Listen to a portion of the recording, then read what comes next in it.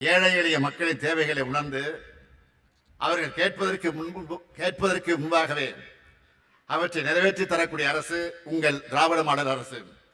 இந்த திராவிட மாடல் அரசு இந்த தீர விடுதலை திருநாளிலும் 9 முக்கியமான அறிவிப்புகளை வெளியிடுவதில் நான் மட்டற்ற மகிழ்ச்சி அடைகிறேன்.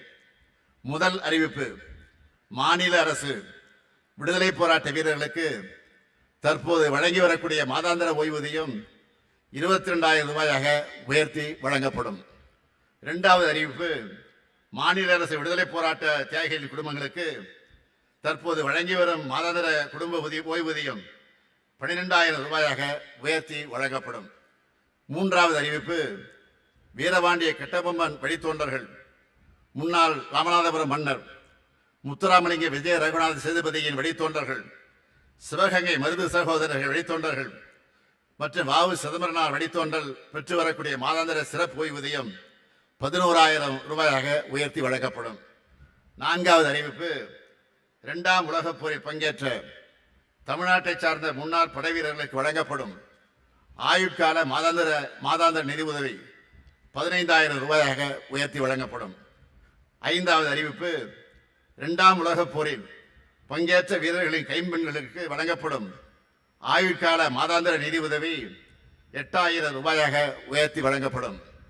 ஆறாவது அறிவிப்பு, தமிழ்நாட்டை சார்ந்த முன்னாள் படைவீரர் வசதிக்காக சென்னை மாதவரத்தில் 33,000 சதுர அடி பரப்பளவில் உள்கட்டமைப்புடன் கூடிய முன்னாள் படைவீரர்கள் தங்கும் விடுதி 22 கோடி ரூபாய் மதிப்பீட்டில் கட்டப்படும்.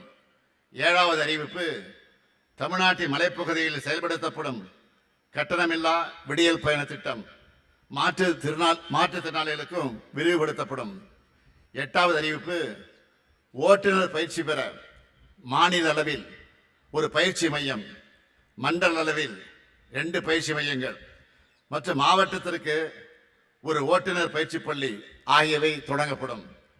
ஒன்பதாவது அறிவிப்பு, தமிழ்நாடு கட்டுமான தொழிலாளர்கள் நல வாரியத்தில் பதிவு பெற்ற தொழிலாளர்களின் குழந்தைகள் கல்லூரியில் படிக்கும் போது திறனை மேம்படுத்தி வேலைவாய்ப்பு பெற நவீன தொழில்நுட்பங்களில் 10,000 மாணவர்களுக்கு 15 கோடி ரூபாய் செலவில் இணைய வழியில் திறன் மேம்பாட்டு பயிற்சி வழங்கப்படும். இந்த 9 அறிவிப்புகளும் விரைவில் செயல்படுத்தப்படும்.